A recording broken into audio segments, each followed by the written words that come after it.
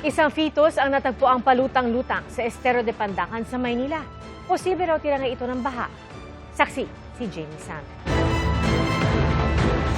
Barangay 863. Hindi inaasahan ng mga Estero Ranger ang kanilang matutuklasan sa loob ng palutang-lutang na plastik sa Estero de Pandacan sa Maynila bandang alas 10 kaninang umaga.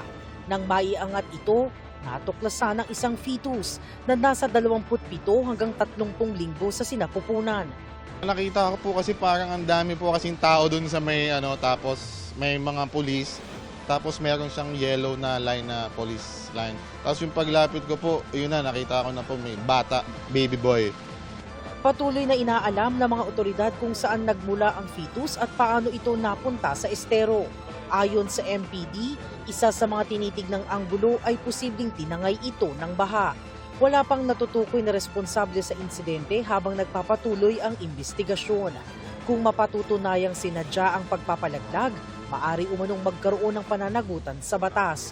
May pananagutan tayo sa batas, ito sa Revised Penal Code natin na Article 256, yung intentional abortion, kung talaga malalaman at mapapatunayan na ikaw talaga yung gumawa nito. Kung hindi na lang po talaga kaya nilang alagaan, ibigay na lang nila sa mga LGU natin, DSWD, meron naman po dyan eh.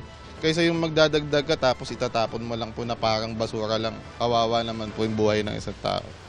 Patuloy ang follow-up investigation para matukoy kung saan nagmula ang fetus at kung sino ang maaring managot sa insidente. Ako si Jamie Santos, ang inyong saksi.